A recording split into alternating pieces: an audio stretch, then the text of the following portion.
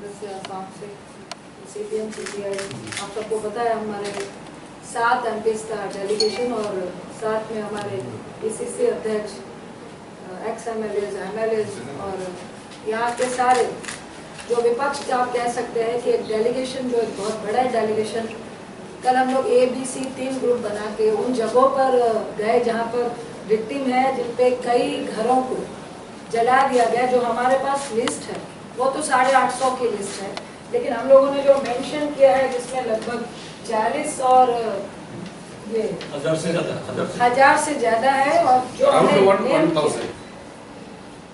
1000 है। और सबसे आश्चर्य की बात है कि हम लोग ने 3 ग्रुप बना के जब हम लोग विजिट करने के लिए गए हैं, किसी भी जगह पर कानून की तरफ से कोई भी एक्शन नहीं लिया गया है, FIR नहीं की गई है, उनको प्रोटेक्शन देने की बात नहीं की गई है। जहाँ जहाँ में हम लोगों ने पूछा, उन्होंने कहा किसी को शराब की बोतलें मारी गई है, कहीं पे छोटे छोटे बच्चे हैं, किसी का अटैक हुआ है, शीशे फोड़े गए हैं, किसी का घर जला दिया गया है। सारे लोग, मैक्सिमम लोग अपना घर छोड़ छोड़ के भाग चुके हैं, उनके घर में लूट हुई है, लेकिन पुलिस की प्रोटेक्शन या कानून की प्रोटेक्शन कहीं भी किसी को नहीं मिली है। जो लोग घर पे थे उन लोगों से हम लोगों ने जब पूछा तो उन्होंने ये कहा कि थाने कैसे जाएंगे मैडम, अगर हम लोग थाने जाते हैं तो वहाँ तक हम लोग को प्रोटेक्शन कौन देगा? थाने के भीतर भी वही लोग होते हैं जो हम लोग के घर में अटैक कर रहे हैं। तो ये बहुत दुखद और आश्चर्य की बात है कि क्या यहाँ पे प्रशासन नाम की, सरकार नाम की या लॉ एंड ऑर्डर नाम की कोई चीज़ नहीं है। एक चीज़ हम लोग जरूर पॉइंट आउट करेंगे कि हमारी दुश्मनी प्रशासन से नहीं है, पुलिस से नहीं है, थाने से नहीं है। हम लोगों को ऐसा महसूस होता है जब खुलेआम गुंडागर्दी होती है, 1 बार नहीं, 2 बार नहीं, 3 बार, 4 बार, कई हजार बार। दिवाली होली वाले दिन हुआ, 3 तारीख को हुआ, बिफोर इलेक्शन हुआ, आफ्टर इलेक्शन हुआ। ये सरेआम दिखाता है कि बिना सरकार के शेल्टर के कोई भी असामाजिक तत्व इस तरह की कार्रवाई, इस तरह अटैक जो है वो बार बार नहीं कर सकता, बशर्ते उसको ये मालूम हो कि थाना, लॉ एंड ऑर्डर उनको प्रोटेक्ट करेगा, ना कि विक्टिम को प्रोटेक्ट करेगा। ये बहुत दुखद है। जैसा कि मेरे कलीग ने बोला कि हम लोग इसको ट्राई कर रहे हैं, पूरी कोशिश करेंगे, क्योंकि सदन में भी जो विपक्ष है उसके मुंह को बंद कराया जाता है, हमें बोलने नहीं दिया जाता है। पर हम लोग पूरी कोशिश करेंगे, लोकसभा में एडजर्नमेंट मोशन देंगे और 267 राज्यसभा देंगे, क्योंकि ये बहुत ही अति संवेदनशील मुद्दा है, अर्जेंट मैटर है, इसको सदन को भी सुनना चाहिए। हम लोग को खुशी है कि गवर्नर साहब मिल लिए। इससे पहले तक तो कहा जाता था कि वो सो जाते हैं, मिलते नहीं हैं। हम उनको थैंक यू बोलते हैं कि एटलीस्ट वो मिले।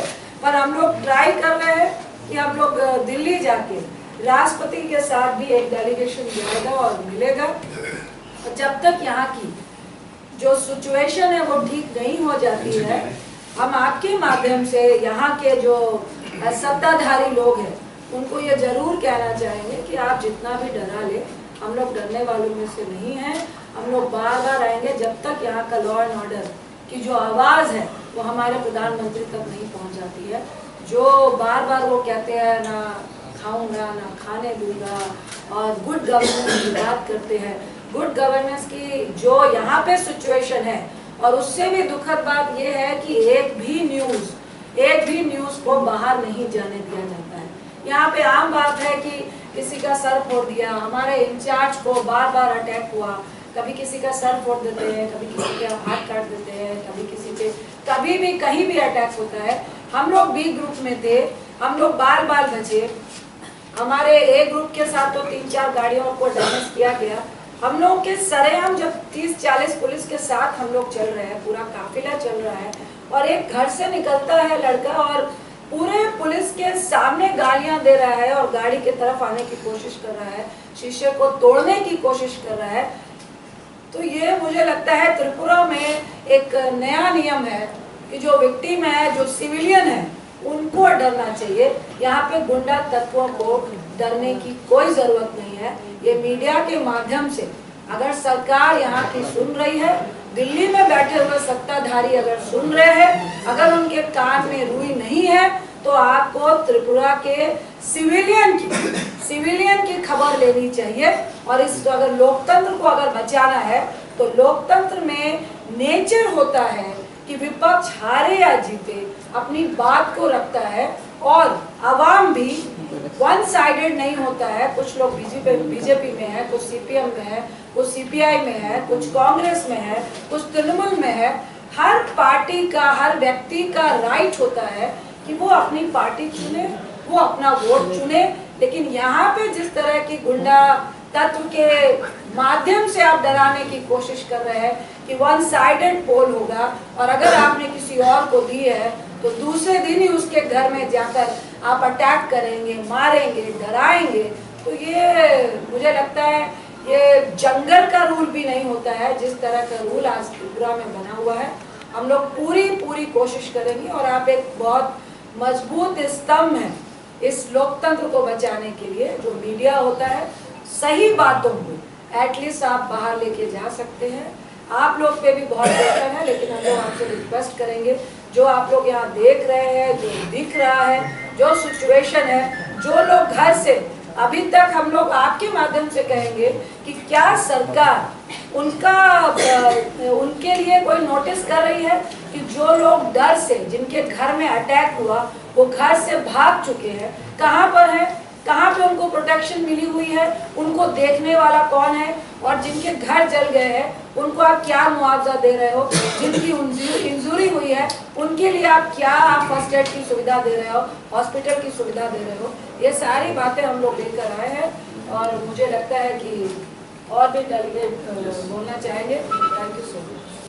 प्रत्येकेर मत प्रकाशेर अधिकार आछे। আমাদের সংবিধানের মূল ভিত্তিভূমি হচ্ছে মত প্রকাশের অধিকার, চিন্তার অধিকার, এবং সেই জন্যই 5 বছর পর পর নির্বাচন করা হয়, বলা হয় ফ্রি অ্যান্ড ফেয়ার ইলেকশন। আপনারা সকলেই জানেন ফ্রি অ্যান্ড ফেয়ার ইলেকশন মানে আমি আমার স্বাধীন ইচ্ছা অনুযায়ী ভোট দেব, আমার উপর কেউ কোনো রকম আক্রমণ করতে পারবে না। যদিও বিজেপি শতকরা 33 থেকে 34 ভাগ ভোট পেয়ে নির্বাচিত হয়েছেন ক্ষমতায়, কিন্তু প্রকৃতপক্ষে তারা জনগণের ভোটে পরাজিত। এখন এই জনগণের ভোটে পরাজিত হওয়ার ফলে তারা কিন্তু আতঙ্কিত। আমরা ক্ষমতায় থাকলেও মানুষ আমাদের সঙ্গে নেই, সেই আতঙ্কের ফল হিসেবেই তারা ঠিক করে নিয়েছেন যে আমরা বেছে বেছে যে সমস্ত কর্মীরা, সিপিএম হোক, কংগ্রেস হোক, সিপিআই হোক, এমনকি কোনো দল করেন না, স্বাধীন মত প্রকাশের অধিকার করেন, যেমন আমাদের পুরুষোত্তম, এই সমস্ত মানুষের ওপর আক্রমণ করে, ভয় পাইয়ে। এটা ঘটেছে, আপনারা জানেন, আমি বিস্তৃত বিবরণে যাব না। কিন্তু এ রাজ্যের যিনি সাংবিধানিক প্রধান, অত্যন্ত বিনয়ের সঙ্গে বলছি, আমারও মনে হয় তিনিও গোটা বিষয় সম্পর্কে অবহিত নন, বা তিনি অবহিত হতে চান না। আজকে আমরা তার কাছে গিয়েছিলাম, প্রথাগতভাবে আমরা আমাদের আবেদনপত্র দিয়েছি। এইরকম একটা ছোট্ট রাজ্যে 1000-এর ওপর এলাকায় আক্রমণ হয়েছে। ভুলে যান এমপিরা আক্রান্ত হয়েছে, আমি এ নিয়ে আদৌ চিন্তিত নই। এমপিরা আক্রান্ত হয়েছে এটা বিষয় নয়, বিষয় হচ্ছে এমপিরা এসেছিলেন, সাধারণ গরিব মানুষরা তাদের ঘর হারিয়েছে, তাদের জীবিকা হারিয়েছে, তাদের শিক্ষা হারিয়েছে। সবচেয়ে বড় কথা, যে গরিব মানুষটা চাষাবাদের জন্য ঘরে গরু এবং বাছুর রেখেছিলেন, গোমাতার ভক্তরা সেই গরু বাছুরকেও পুড়িয়ে মেরে ফেলে দিয়েছে। অর্থাৎ আক্রমণ যখন হয় তখন কে গোমাতা আর কে কমিউনিস্ট এটা বিচার থাকে না। আজকে যদি আমাদের প্রশাসনকে কাজ করতে হয়, শপথ নিয়েছেন, শপথের সময় কি শপথ দিয়েছেন আপনারা নিশ্চয়ই জানেন। শপথের প্রথম কথাই হচ্ছে আমি সংবিধানের নিয়ম মেনে সংবিধানকে কার্যকরী করব। সংবিধানকে কার্যকরী করা মানে প্রত্যেকটা মানুষের শিক্ষার অধিকার, জীবিকার অধিকার, বাসস্থানের অধিকার, স্বাস্থ্যের অধিকারকে গ্যারেন্টি সৃষ্টি করা। এটাই সরকারের কাজ। সরকারের কাজ এটা নয় যে আপনি যা এসছেন আপনাকে আমি 7 জন পুলিশ দিয়ে দিলাম। কেন পুলিশ নিয়ে করি? আজকে ভারতবর্ষের স্বাধীন নাগরিককে কোনো একটি জায়গায় যেতে হলে পুলিশ নিয়ে করতে হবে। এই যদি রাজ্যের প্রধানদের ধারণা হয় তাহলে বুঝতে হবে তারা গণতন্ত্রের মূল পাঠটাই নেননি। সেটা আমাদেরই শেখাতে হবে আগামী দিনে, সেটা মানুষ শেখাবেন।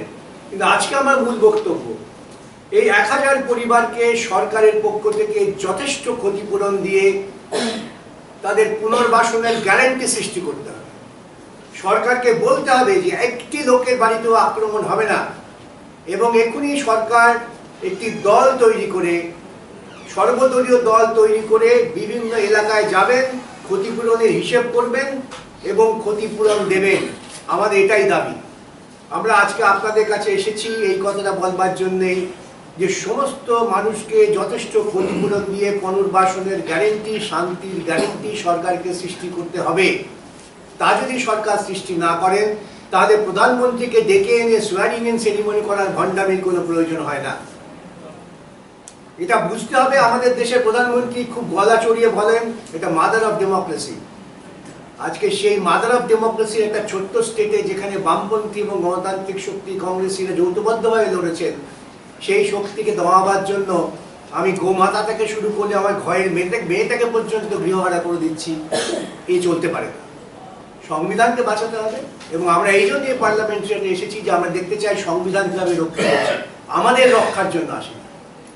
আমরা এখানে এসেছি সংবিধানের মর্মবস্তুকে বাঁচাবার জন্য এবং আপনারাও সংবিধানের মর্মবস্তু বাঁচাবার ক্ষেত্রে অত্যন্ত গুরুত্বপূর্ণ একটি স্তম্ভ। সেজন্যই আপনাদের টাকা এবং আপনারা সকলে সাড়া দিয়েছেন। সকলকে আমি আমার ব্যক্তিগত পক্ষ থেকে, আমার এমপিদের পক্ষ থেকে ধন্যবাদ জানাই। নমস্কার।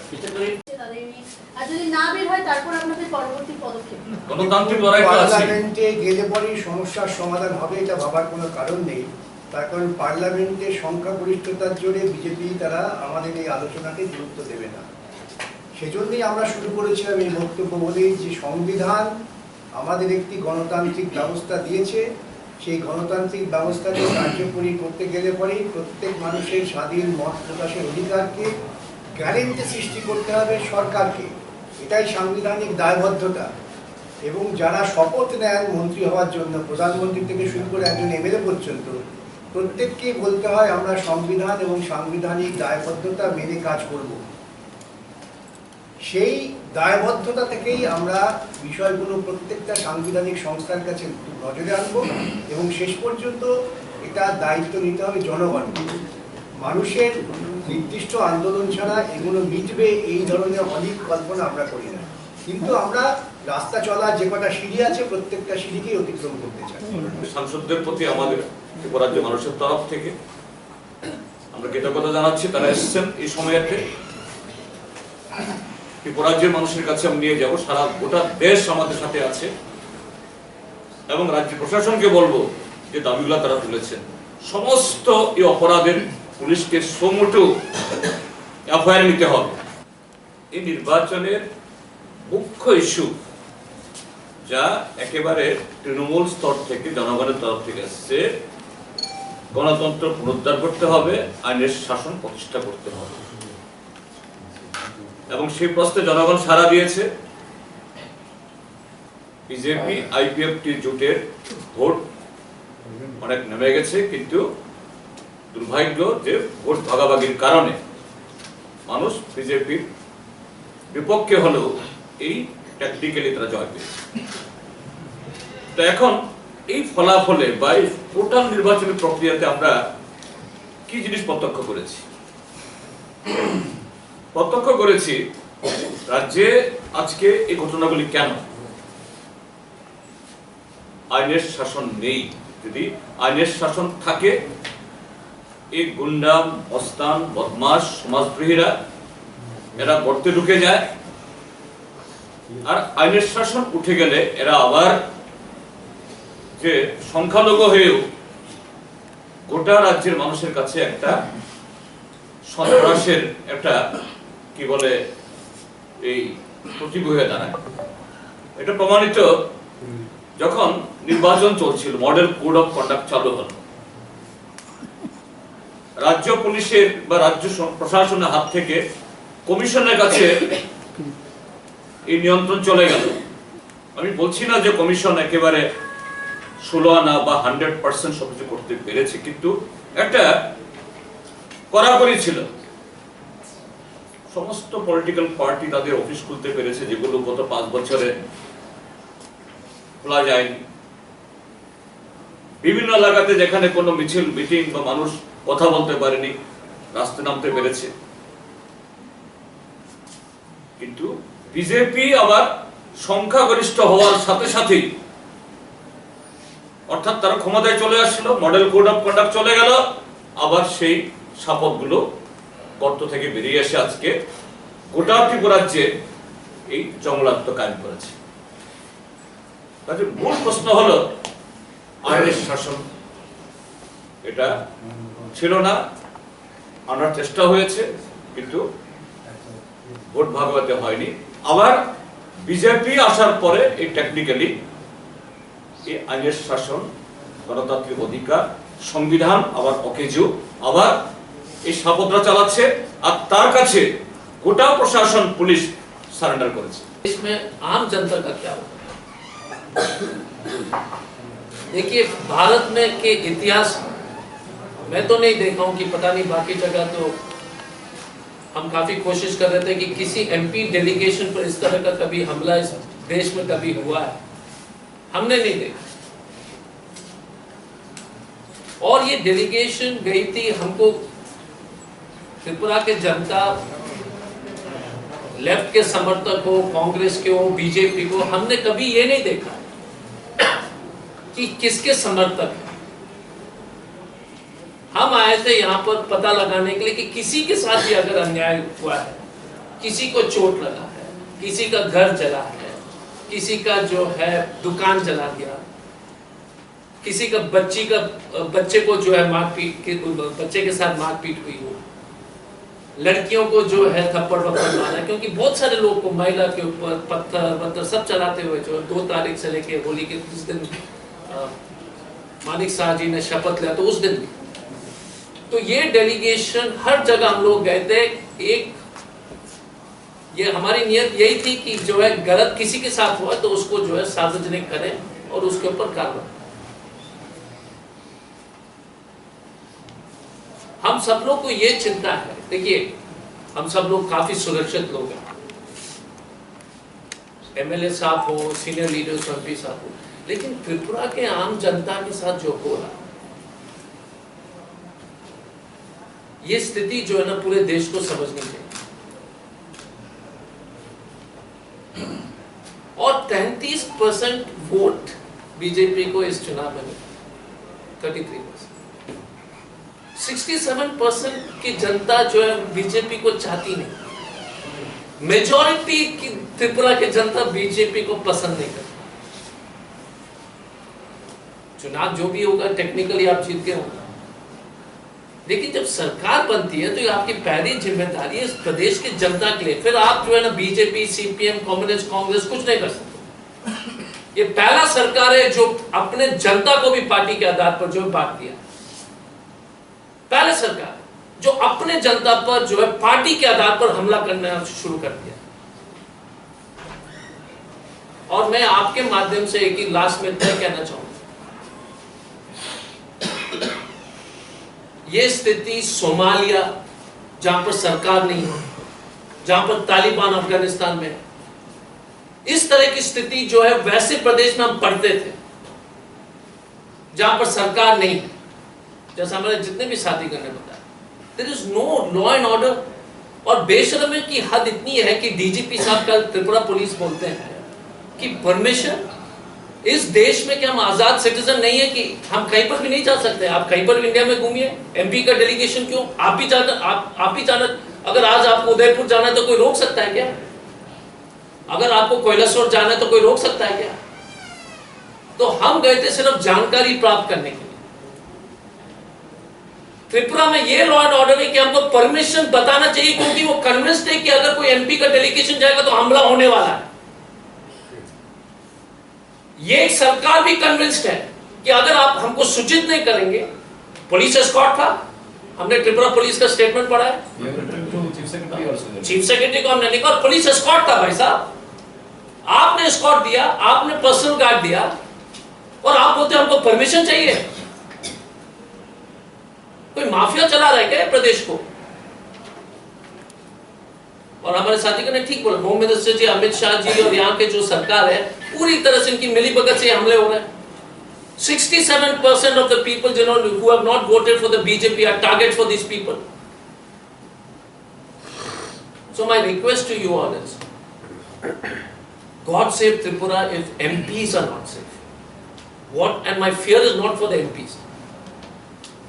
My fear is not for the leaders. My fear is for the poor farmer, poor auto rickshaw fellow, poor tea garden worker, poor student, poor girl, poor mother, poor daughter of the state. That is my fear. We have no fear for our own print, no problem. We will deal with these people. We know how to deal with this. But my fear is for the common man, daily and day out, fighting these criminals under the protection of the police and the government.